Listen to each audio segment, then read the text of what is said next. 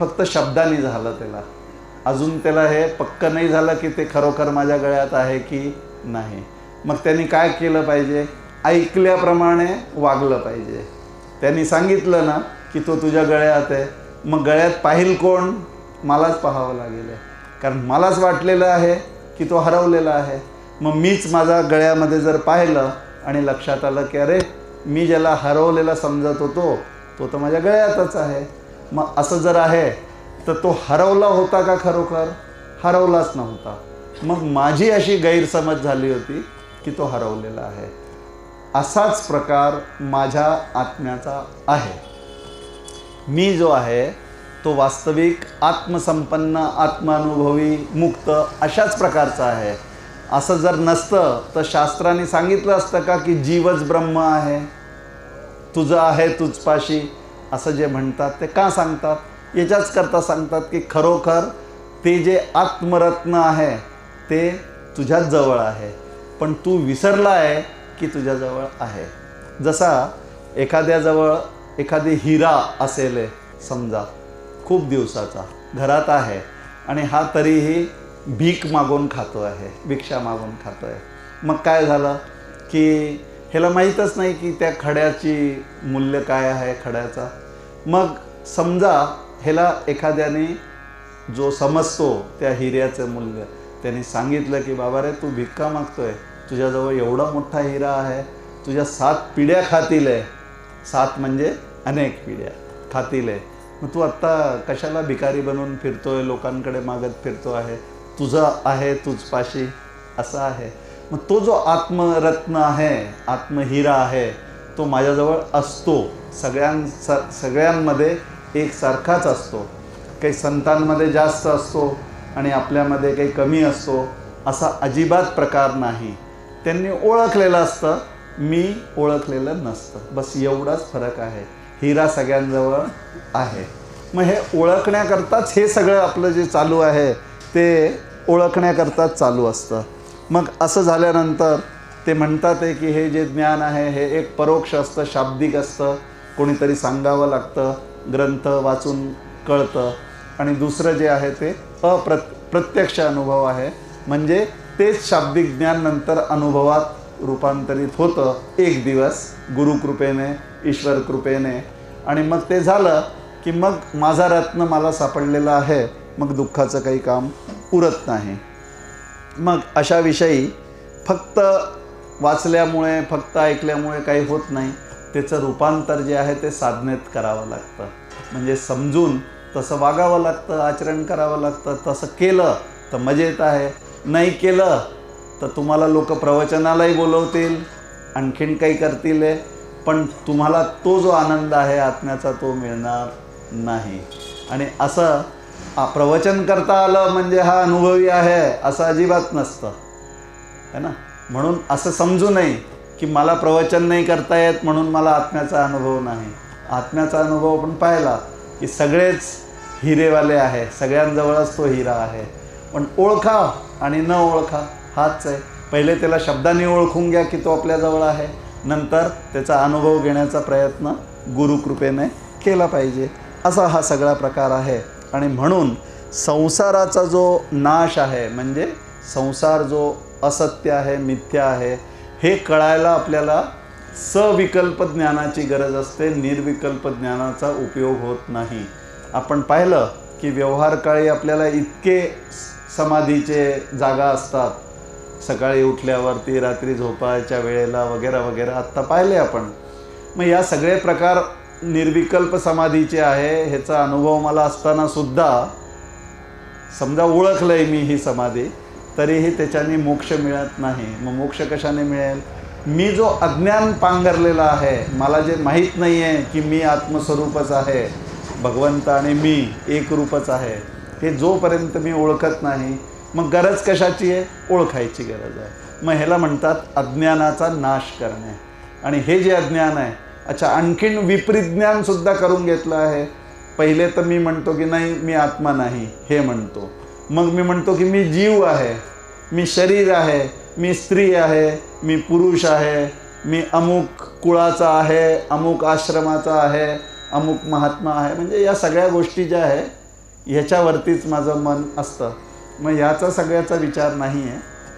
सविकल्प ज्ञान जे असतं ते निर्विकल्प ज्ञानाने मोक्ष होणार नाही. सविकल्प ज्ञानाने म्हणजे मी जीव नाही, मी देह नाही, मी प्राण नाही, मी मन नाही, मी अमुक नाही, मी तमुक नाही. मग प्रदीप हे नाव कोणाचं आहे? या शरीराचं आहे. कारण हा जन्माला आला तेव्हा याला नाव नव्हतं. मग 12व्या दिवशी बारसं विरसं केलं, एक नाव त्याला चिटकवून दिलं. का चिटकवून दिलं? कारण ओळखायला यायला पाहिजे ना की हा प्रदीप आहे, हा दिलीप नाही आहे. मग दिलीप एक आहे तर तो त्याला दिलीप नावाने हाक मारा तर तो हो म्हणेल, ह्याला प्रदीप म्हणून हाक मारा तर हा हो म्हणेल. म्हणजे काय, नावाचं काम फक्त एवढंच आहे की तुम्हाला दुसऱ्यापासून ते वेगळं करतं. एक म्हटलं तर दुसरा नाही, असंच एवढाच उपयोग आहे. बाकी काय नावाचा काय उपयोग आहे आपल्या? सांगा. तुम्हाला काही आठवत असेल असं की आपल्या नावाचा काही खूप मोठा उपयोग आहे? फक्त ओळखण्यापुरताच आहे की एक अमुक आहे आणि एक तमुक आहे, बस एवढाच उपयोग आहे. मग नावालाही काही अर्थ नाही असा अर्थ आहे. पण नामाला अर्थ आहे, नावाला अर्थ नाही आहे. कारण नाव आमचं आहे आणि नाम कोणाचं आहे? भगवंताचं आहे. म्हणून नामाला अर्थ आहे.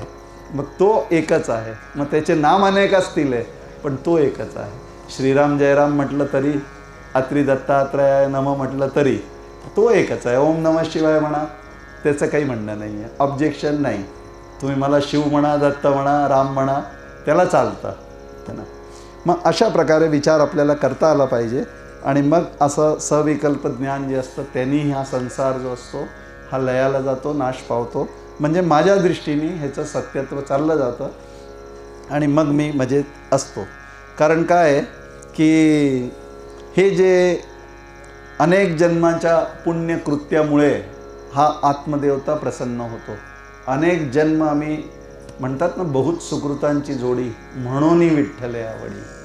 मला जर विठ्ठल आवडतो तर मी अनेक जन्मांमध्ये सुकृत केली आहे, शुद्ध पुण्याची जोड आहे, म्हणून या जन्मात मला विठ्ठल आवडतोय. मग याचा अर्थ बहुत सुकृत केले पाहिजे. आत्ता नसेल आवडत विठ्ठल तर याचा अर्थ सुकृतांची कमी आहे.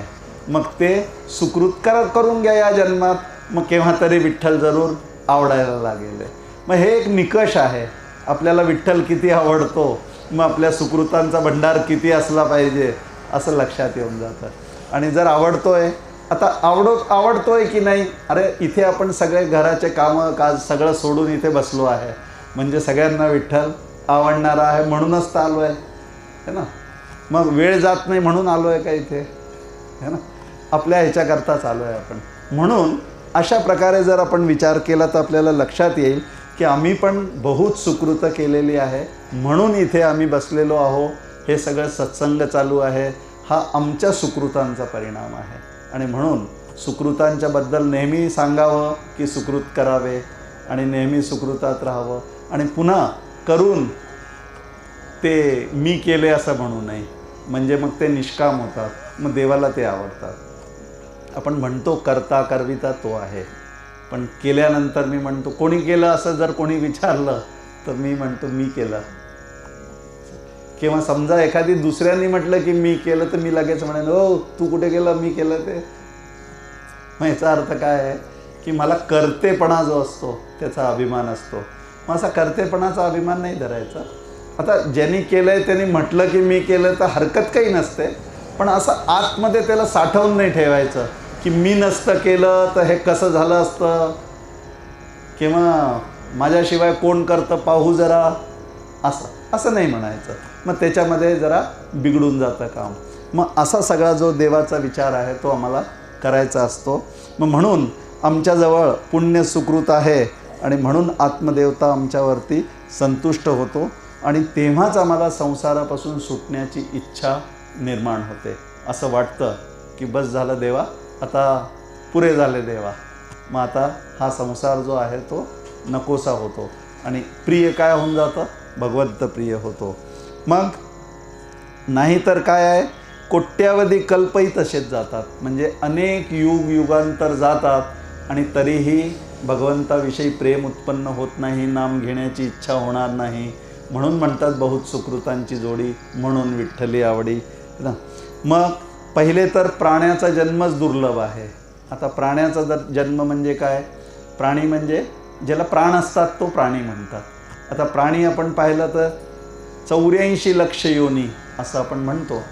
मग त्याच्यामध्ये पुन्हा माणसाचा जन्म मुश्किल, मग त्याच्यामध्ये पुन्हा भगवंत आवडणारा माणूस हा पुन्हा मुश्किल, मग त्याच्यामध्ये पुन्हा गुरुचा लाभ झालेला अजून मुश्किल, मग गुरुचा लाभही झाला आहे आणि मग आता तो गुरु प्रकारे साधनही करतो आहे तो अजून मुश्किल, मग साधन केल्यानंतर ज्याला अनुभव येतो तो अजून मुश्किल.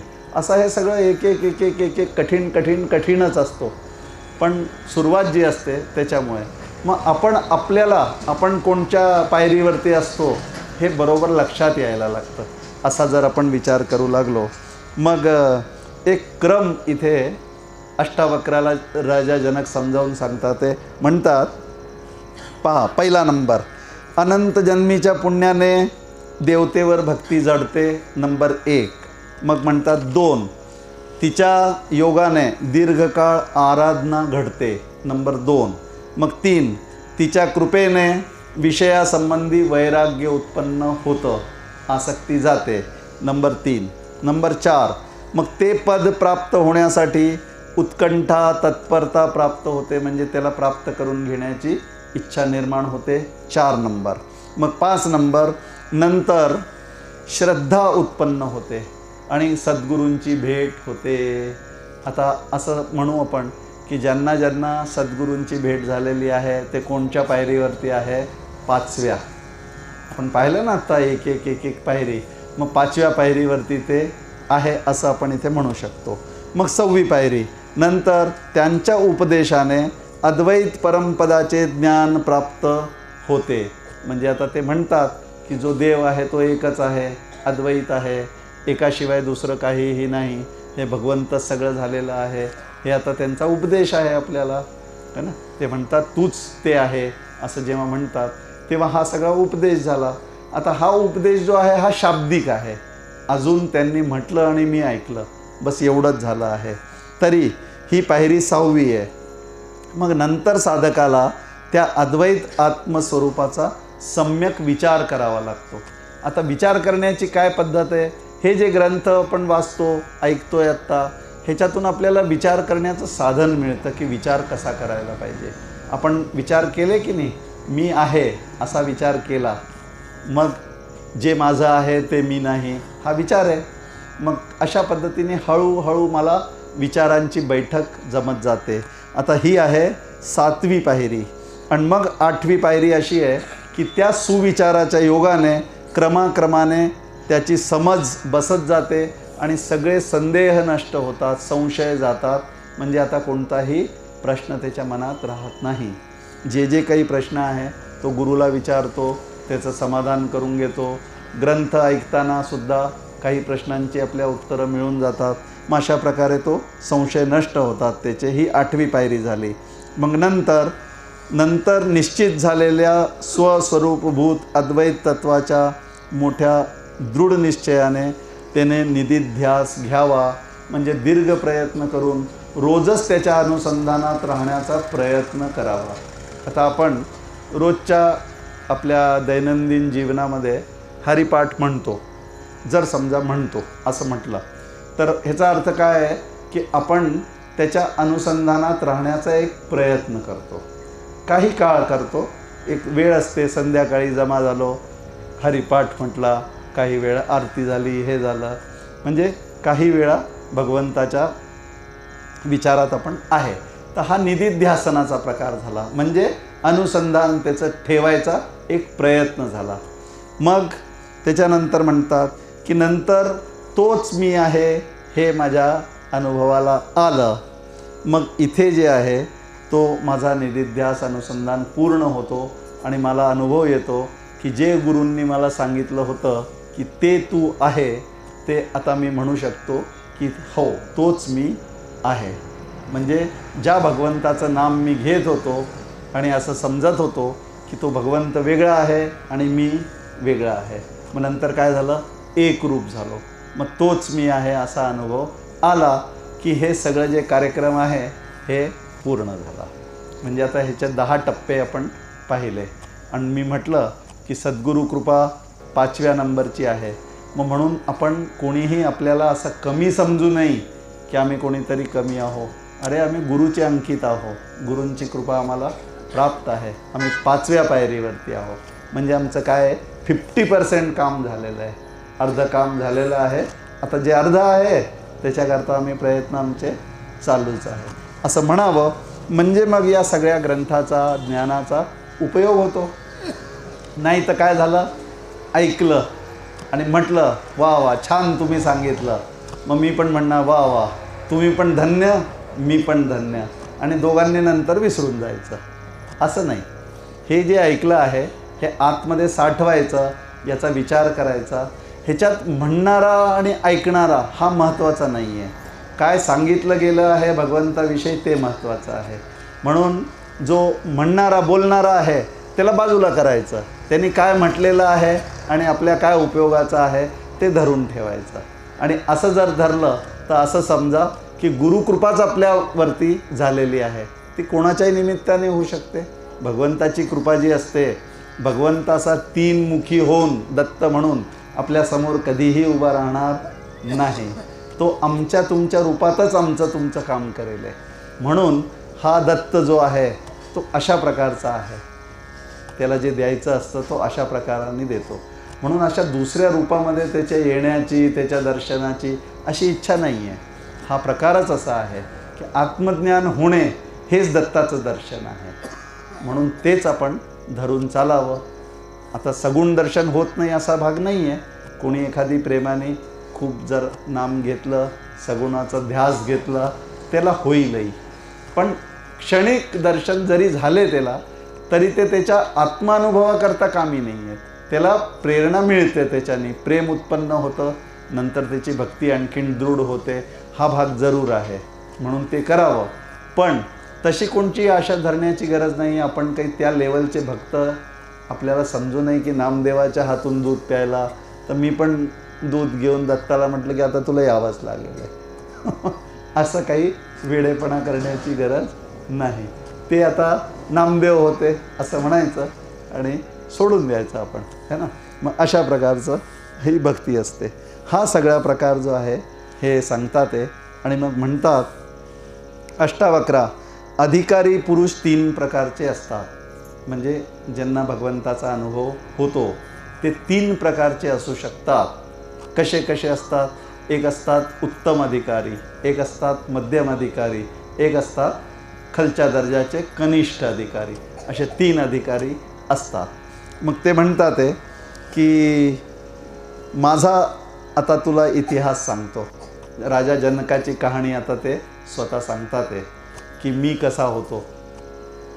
मग ते म्हणतात की उन्हाळ्याचे दिवस होते. रात्रीच्या वेळेला मी आपल्या उपवनामध्ये, बगीच्यामध्ये पलंग घालून माझ्या स्त्रीसह बसलेलो होतो.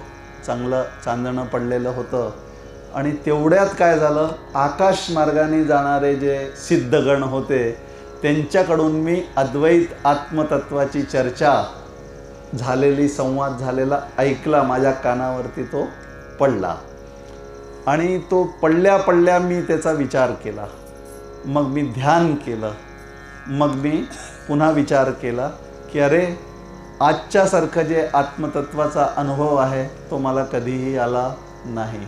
आणि आता असा जो अनुभव आहे हा मला नेहमी येत राहो पुढच्या जीवनातसुद्धा. ह्याच्याकरता आता काय करावं? राजपाट वगैरे सोडून द्यावं. सगळं ते सगळं कटकटीचं आहे ते सोडून द्यावं आणि फक्त ध्यान करावं, डोळे मिटावे आणि ध्यानात समाधी लावून आणि मजा घ्यावा असा त्याच्या मनात विचार आला. आणि तो म्हणाला की मी पुन्हा डोळे मिटायला लागलो, समाधीचा अभ्यास करायला, प्रयत्न करायला. आणि तेवढ्यात मला एक आणखीन शुभ विचार आला. आणि तो असा म्हणाला, विचार तो आपल्याशीच बोलतो आहे, म्हणतो की मला असा शुभ विचार आला की अरे हा काय वेडेपणाने करतो आहे की जे हे आत्मतत्व असं म्हणतात की सगळीकडे एकसारखं पसरलेलं आहे, एकमेव आहे, अद्वितीय आहे. आता ते सगळ्यांमध्ये एकसारखं आहे आणि त्याचा मला जर अनुभव आला असेल तर मी डोळे मिटल्याने तो येईल आणि डोळे उघडल्याने तो जाईल असा काय मूर्खपणा मी समजून ठेवला. आणि म्हणून मनाचा निरोध केल्याने काय होईल, मन निरुद्ध केलं म्हणजे मन थांबवलं तर त्याच्याने काय होईल. मग मी विचार केला की समजा मी माझं मन निरुद्ध केलं, मी डोळे मिटून बसलो, विचार केला, तर माझा आत्मानुभव, आता आत्मा सगळ्यांचा एकच आहे, ब्रह्मतत्व आत्मतत्व एकच आहे सगळ्यांचा. आता एकच असल्यामुळे समजा मी माझ्या मनाचा निरोध केला तर हे सगळे जे आहे, जे कोणी मन, जितके मन आहे ते सगळे आणखीन कोणाचे आहे, माझेच तर आहे. मग माझे असेल तर मी कोणाकोणाचा निरोध करणार आहे आणि का करणार आहे, आणि हा काय वेडेपणा मी विचार करतोय. म्हणून हा मनाचा निरोध विरोध करण्याचा प्रकार आता बाजूला असू द्या. आणि आत्तापर्यंत माझा देह जे करत होता, माझं अंतःकरण जे करत होतं, तर राजा आहे तर राजाचं काम करत होतं, पती आहे तर पती अनुसार संसार करत होतं, पिता आहे तर पिता अनुरूप वागत होतं. जे जे काही माझा हा जनक नावाचा जो उपाधी आहे तो जे जे काही करत होता त्याला ते ते करू दे, मला काय फरक पडणार आहे त्याच्याने. कारण मी जो आत्मा आहे तो सर्वदा आनंदरूपच आहे आणि त्याचाच अनुभव मी आत्ता जर घेतला आहे तर मला हे सगळं करण्याची अजिबात गरज नाही. आणि अशा प्रकारचा मी उत्तम अधिकारी आहे की कानावचनाची ये भेटी, हा ज्ञानेश्वर महाराजांची जी ओवी आहे की गुरूंचे वचन आणि याचे शिष्याचे कान हे जेव्हा एकत्र येतात तर ऐकताच त्याला आत्मानुभव येऊन जातो. असा जो असतो वस्तू होऊनी उठी कवणू एक जो, ह्याचा अर्थ काय, तो इतका उत्तम अधिकारी आहे की त्याला पुन्हा काही करावं लागत नाही. पहिल्याच भेटीत गुरूंनी सांगितलं की तू ब्रह्म आहे आणि हा ब्रह्म होऊनच उठतो. मग ह्याला म्हणतात उत्तम अधिकारी. कानावचनाची ये भेटी म्हणजे ऐकलं आणि झाला, मुक्तच झाला. मग अशा प्रकारचा हा उत्तम अधिकारी राजाने सांगितला की जो उत्तम अधिकारी असतो तो असा असतो. आणि माझा हा प्रकार असाच होता की मला सिद्धगणांचा आकाश मार्गाने जात असताना त्यांची अद्वैत चर्चा, आत्मचर्चा ऐकली मी आणि मी लगेच त्याचा विचार केला, ध्यान केलं आणि माझ्या ते आत्मपद लक्षात येऊन गेलं आणि त्याचा अनुभवसुद्धा मी केला आणि बाकीचा प्रकार सगळा सांगितलाच.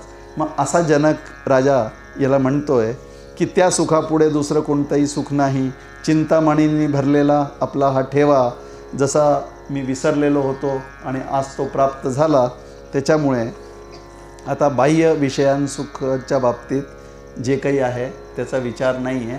किंवा बाह्य सुख जरी माझ्या शरीराने भोगले, मनाने भोगले तरी मला काही फरक पडत नाही, आणि नाही भोगले तरी मला त्याचं काय, म्हणजे प्रवृत्त असो मन की निवृत्त असो त्यांनी काही फरक पडत नाही. मी तर आत्मा आहे आणि आत्मा होऊनच राहणार आहे. मग अशा प्रकारे अष्टावक्रा मी या बाह्य जगताच्या संबंधी जो तिटकारा होता, तिरस्कार होता की आता हे सगळं जग सोडून द्यावं आणि फक्त ध्यान करावं, तोही विचार माझ्या डोक्यातून गेला आणि मला लक्षात आलं की मला जो काही अप्राप्त राहिलेलं नाही, जे नित्य प्राप्त आहे त्याची प्राप्ती मला तिथे झालेली आहे. अशा माझ्या चैतन्य स्वरूपावरती काहीही क्रिया कधीही संभवत नाही. क्रिया करणारा हा देह आहे, हा जीव आहे, ह्याला करू दे जे करायचं आहे ते, मी फक्त बघणारा आहे त्याच्याकडे. आणि अशा प्रकारे ते आहे. मग असा हा सगळा प्रकार त्यांनी सांगितला. आणि मग पूर्वसंस्कारवश ज्या कर्मांमध्ये माझं मन प्रवृत्त होत असो होऊ दे, मी असंग चिदानंदपूर्ण आत्मा आहे आणि त्याची कधीही कोणत्याही हालतीत हानी होत नाही. ही मी माझी उत्तम अधिकाऱ्याची स्थिती सांगितली. आता ज्यांनी फक्त श्रवण केलं आणि मुक्त झाला त्याला म्हणतात उत्तम अधिकारी. मग जो मध्यम अधिकारी आहे त्याला फक्त श्रवण करून चालत नाही, त्याला त्याचा विचार करावा लागतो, ज्याला मनन असं म्हणतात. आपण म्हणतो ना श्रवण मनन निदिध्यासन. मग श्रवण करून ज्याचं काम झालं तो उत्तम. मग श्रवण करून ज्याला विचार करावा लागला, काही कालांतराने त्याच्या ध्यानात आला आत्मपद, तो मध्यम. आणि ज्यांना अनेक प्रयत्नांनी अजूनही कळत नाही आहे, रोजच अनुसंधान ठेवावं लागतं, रोज ध्यान करावं लागतं, रोज सगळं काही करावं लागतं, तेव्हा जाऊन तो त्या आत्मपदावरती आरूढ होतो. कालांतराने दीर्घकालाने त्याला म्हणतात कनिष्ठ अधिकारी. मग असे 3 अधिकारी ह्याच्यामध्ये त्यांनी सांगितले. मग म्हणतात या प्रकारे अष्टवक्राला त्यांनी उपदेश केला आणि मग त्याला निरोप दिला. अष्टवक्राला सगळं मनन आणि निधिध्यासन अष्टवक्रांनी नंतर चालवलं छान प्रकारे आणि मग त्यांनी परमात्म स्वरूप जाणून घेतलं आणि शेवटी त्याचे सगळे संशय नष्ट झाले. मग अशा प्रकारचा हा सगळा भाग झाला. त्याच्यानंतर पुन्हा दत्तभार्गव संवादामध्ये अधिकाऱ्यांचा जो विचार आहे तो आणखीन एक दुसऱ्या भाषेत सांगितलेला आहे. त्याचाही विचार आपण बघू. आता हा सगळा जो उत्तम, मध्यम आणि कनिष्ठ अधिकारी यांनी सांगितले, मग तेच आता दुसऱ्या भाषेमध्ये दत्तभार्गवाच्या भाषेमध्ये वेगळ्या पद्धतीने सांगितले. आपण तो विचार करू. आता मुक्त झाल्यावरती व्यवहार कसा संभवतो असा प्रश्न अष्टावक्रांनी यांना केला होता राजा जनकाला आणि मग ते आता पुढे सांगतात. ते राजा जनक नाही, ते दत्तात्रयांना परशुरामाने विचारलं आहे की मुक्त झाल्यानंतर ज्ञानी जो आहे तो व्यवहार कसा काय करतो हे मला जरा समजावून सांगा, मला ते समजलेलं नाही. आणि मग ज्ञान्यांचे हे विचित्र प्रकार कसे कसे असतात है ना. कोणी काही करताना दिसतं, कोणी काही करताना दिसतं. मग सगळे ज्ञानी आहे की नाही आहे. आता समर्थांची एक ओवी खूप या विषयावरती चांगली आहे. साधू दिसती वेगळाले परी ते स्वरूपी मिळाले. याचा अर्थ काय आहे की साधू पॅन्ट शर्टमध्ये सुद्धा असू शकतो, भगव्यामध्ये सुद्धा असू शकतो, क्लीन शेवड असू शकतो, दाढीवालाही असू शकतो, मुंडन केलेला असू शकतो आणि केस वाढवलेले जटाधारी पण असू शकतो. मग ती स्त्री पण असू शकते, पुरुषही असू शकतो. मग असे सगळे प्रकार ज्ञान्यांचे असतात. त्याला असा कोणताही बंधन म्हणजे त्याला कपड्याने ओळखाल तुम्ही म्हणाल, केसांवरनं ओळखाल का आणखीन कशावरनं ओळखायचा प्रयत्न कराल तर हे असं नाही. कारण ज्ञानी जे असतात ते ज्ञानीच असतात. साधू दिसती वेगळाले परी ते सगळे स्वरूपी मिळाले आणि स्वरूप तर एकच आहे. त्याच्यामुळे सगळ्यांना स्वरूपाचा अनुभव एकसारखाच आहे. मग असं असताना विचित्र ज्ञानी जे दिसतात ते कसे काय असं परशुरामाने दत्तात्रयांना विचारलं. मग दत्तात्रयांनी समजावून दिलं की हे बघ काय असतं, सगळ्यांचं प्रारब्ध वेगळं असतं, पूर्वजन्माचे कर्म वेगळे वेगळे असतात. त्याच्यामुळे कमी जास्त प्रमाणात त्यांना साधन करावे लागतात. कोणाला बुद्धीवरती वासनाचे मळ जर जास्त असतील तर जास्त काळ साधन करावं लागतं. कोणाचे पूट वासनांचे विरळ असतील त्याचं कमी साधना करून काम होऊन जातं. आणि दुसरं असं की साधनाने तर ज्ञान होत नाही, कारण ज्ञानरूप तर तसेच सगळे आहे. फक्त अज्ञानाची निवृत्ती करण्याकरता काहीतरी साधन करावं लागतं. मग त्याच्याविषयी ते म्हणतात आणि म्हणून साधू जे आहे ते वेगळे अशा प्रकारे दिसतात. मग आता इथे म्हणतात ते की वासना ज्या असतात त्या 3 प्रकारच्या असतात. साधू वेगळे का दिसतात तर वासनांचे प्रकार 3 असल्यामुळे साधूंचे प्रकार 3 होतात. कमी जास्त वासना कोणकोणच्या असतात ते सांगतात ते. मग पहिली आहे अपराध वासना. अपराध वासनाचा शब्द असा आहे की अर्थ असा आहे की अश्रद्धा म्हणजेच अपराध आहे.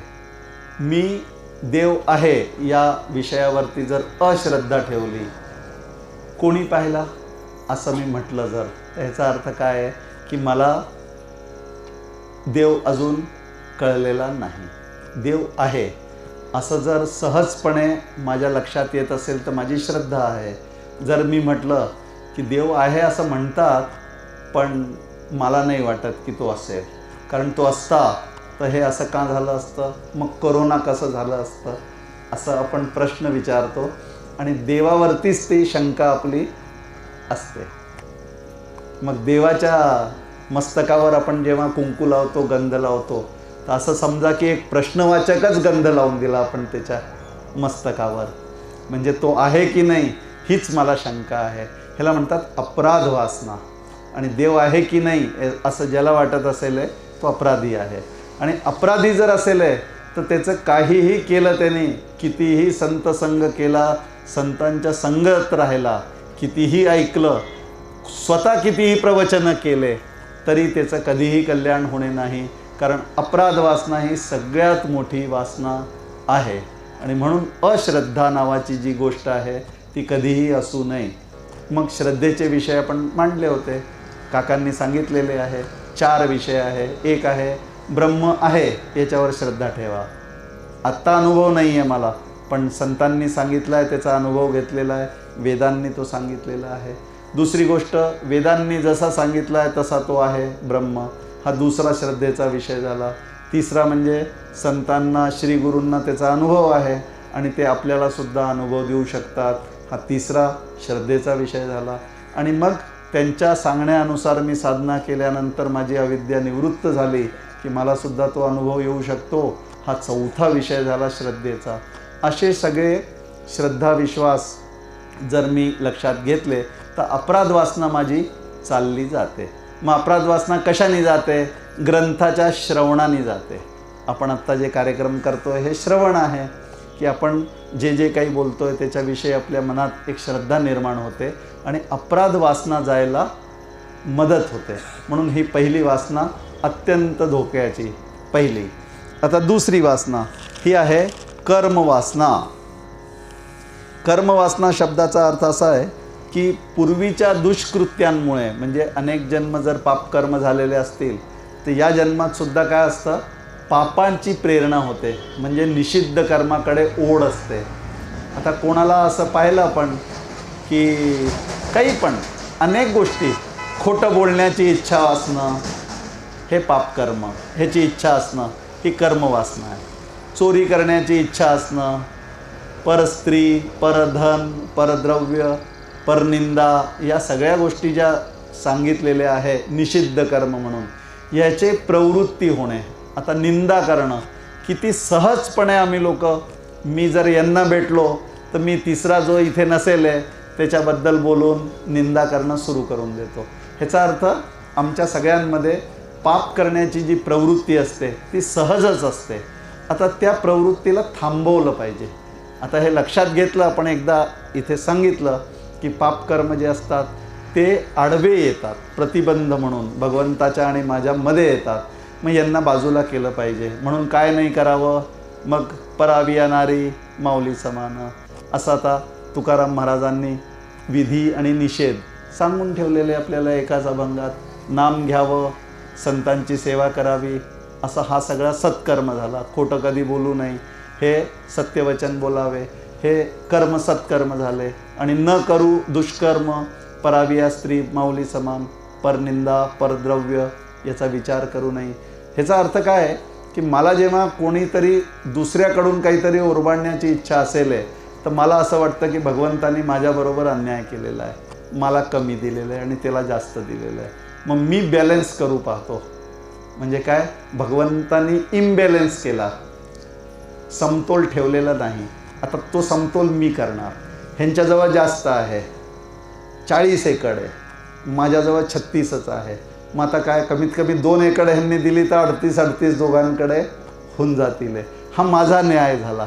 अच्छा, भगवंतानी ह्यांना 40 का दिले आणि मला 36 का दिले, किंवा काही नाही दिलं तर ते भगवंतानीच दिलेलं आहे. हा विचार माझा पक्का होत नाही आणि ह्याच्यामुळे काय होतं की हा सगळा अपराधही घडतो आणि हे पूर्व दुष्कृतामुळे आत्ताही मला पाप करण्याची वासना निर्माण होते. मग हे सगळं मी टाळलं पाहिजे. मग ही जी कर्मवासना आहे ही पण अत्यंत खतरनाक आहे आणि ह्याच्यामुळे संत संग घडत नाही, बुद्धिमांद्य होतो, बुद्धीला कळत नाही. मी कितीही ग्रंथ वाचले तर काहीच कळत नाही. मग हळूहळू हळूहळू दुष्कृत्य बंद केल्यानंतर, नाम घेतल्यानंतर पापाचे कळप पळती पुढे असं केल्यानंतर मग मला ग्रंथ समजायला लागतात, मग मला उपदेश समजायला लागतात. माझं बुद्धीचं जे मांद्य आहे, मंदबुद्धी ही जाते आणि मग एक सद्बुद्धी निर्माण होते. आपण देवाला मागतो ना, सद्बुद्धी दे, ह्याचा अर्थच आहे की मला हे सगळं समजू दे. मग हळूहळू ते समजायला लागेल. ही दुसऱ्या प्रकारची वासना झाली.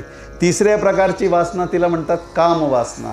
आता हिचं नाव असं आहे कामवासना, पण मला हे काम करायचं आहे, शिल्लक आहे, अजून कर्तव्य शेष आहे, अशी जी माझी भावना आहे, ह्याला त्यांनी कामवासना असं म्हटलेलं आहे. मग इथे मला असं वाटतं की अजून हे पेंडिंग आहे. म्हणजे काय, आता मी आजोबा झालो, आता काय नातवाचं लग्न असेपर्यंत जरा मला जगलं पाहिजे है ना. मग नातवाचं लग्न झालं समजा, मग असं वाटतं की नातवाच्या पोराची मुंज बघून जाईल, मग नातवाच्या पोराचं जरा इंजिनिअरिंग पूर्ण झालं तर मला बरं वाटेल. एक एक एक एक एक एक अशी शेपूट मी वाढवत जातो. मग आत्ता असं जे काही आत्तापर्यंतचं आहे त्याच्यामध्ये माझं समाधान झालेलं नाही. कारण काय, देवाने मला समाधान दिलेलं नाही असं मी त्याच्यावरती आरोप करतो. आणि त्याच्यामुळे मग मला काय करायचं आहे, अजून काम करतो. आता काही लोक रिटायर झाल्यानंतर पेन्शनही मिळते आहे, सगळं काही छान होतं, तरी म्हणतात की मी काम करतोच. रिटायर झाल्यानंतर म्हणजे रिटायर नव्हतो झालो तोपर्यंत ₹1,00,000 पगार होता. आता तो म्हणतो माझ्यासारखा माणूस, आता मी बँकेत होतो, समजा माझा पगार शेवटला ₹1,00,000 असेल आणि रिटायर झाल्यानंतर मी विचार केला की 10-12 हजार मिळाले तरी चालेल, कुठल्या तरी दुसऱ्या बँकेत एखादी मॅनेजर बनवून दिला मला तर काम करीन आहे, ते पेन्शन तर मिळेलच, हे अजून 10-12-15 हजार मिळतील, करावं. मग हे असं रिटायर झाल्यानंतरसुद्धा कामची वासना जी आहे, काम करायची, मला माझी मॅनेजरी अजून करायची आहे असं म्हटलं तर कधीही मुक्त होणार नाही. कारण काय, कर्तव्यशेष म्हटलं की पुन्हा पुन्हा जन्माला यावं लागतं. आपण सगळे काय जन्माला आलो, मला काहीतरी करायचं आहे, पेंडिंग आहे, माझं काम बाकी आहे. मग बाकी असेल तर तुलाच तुझं पूर्ण करावं लागेल. मग कधीतरी असं म्हणावं की देवा आता बरं झालं, पुरे झालं, मला या कामापासून वेगळं कर आणि तुझ्याशी एकरूप कर. मग असं जर म्हटलं तर तो म्हणेल की ह्याला आता खरोखर सुटायची इच्छा झालेली आहे. मग या 3 प्रकारच्या वासना जोपर्यंत नाश पावत नाही तोपर्यंत भगवंताचा माझा संबंध येत नाही. आणि म्हणून त्यांनी सांगितलं की या ज्या वासना आहे या अशाच प्रकारे कंट्रोल करावे लागतात. म्हणजे आता काय, आजोबा झाल्यानंतर म्हणतो की नातूला पण मीच वाढवेन, पोराबाळांना पहिले वाढवलंच, माझं कर्तव्य होतं ते शिकवलं वकवलं सगळं केलं. मग आता काय, नातू असल्यामुळे काय त्याला शाळेत सोडावं लागतं. बसू दे. अरे मग काय, पोराबाळांना शाळेत सोडायला जायचो, आणखीन त्यांना सगळं नोकरी पाकरी हे ते सगळं करून दिलं. आता नातू झाला, मग नातूलाही सोडायला मीच जाणार. अरे त्याच्या आईबापाला जाऊ दे, आता तू जाऊन मंदिरात भजन कर, हरिपाठ म्हण, हे कर ते कर, पण हा निवृत्तच व्हायला तयार नाही बेटा, अजूनही याची प्रवृत्ती जी आहे चालूच आहे. मग ह्याच्याने तो कधीही मुक्त होणार नाही. मग अशा प्रकारचं जे असतं त्याच्यामुळे हा सगळा जो वासना आहे यांची निवृत्ती व्हावी लागेल. आणि ते जोपर्यंत मी म्हणणार नाही की मला ह्याच्यातून वेगळं व्हायचं आहे तोपर्यंत होणार नाही. आणखीन कोणाच्या मर्जीने देव आपोआप मला त्याच्यापासून वेगळं करणार नाही, किंवा वेगळं केलं असेल तरी मला समजणार नाही. मग ते समजलं पाहिजे की आता देवानी व्यवस्था केली वेगळं होण्याची, मग आता वेगळं राहावं, मजा करावा. हरिनाम घेण्याकरता मला त्यांनी निवृत्त केलेलं आहे, मग ते रिटायर लाईफ जे आहे ते एन्जॉय करावं, मजा घ्यावा. मग फालतू कामं करत बसू नाही. पैसे आणखीन कमवून काय होणार आहे, 2-4 कोटी आणखीनही जोडून घेतले तरी खाली हाथों आया है और खाली हाथों जाएगा. मग ए माटी के पुतले एक दिन माटी में मिल जाएगा. मग हे लक्षात ठेवायला पाहिजे आपण. मग अशा प्रकारे आजचा जो विषय आहे तो इथपर्यंत आपण थांबू, आरतीची वेळ झाली आहे म्हणून, है ना. तर अवधूत चिंतन श्री गुरुदेव दत्त.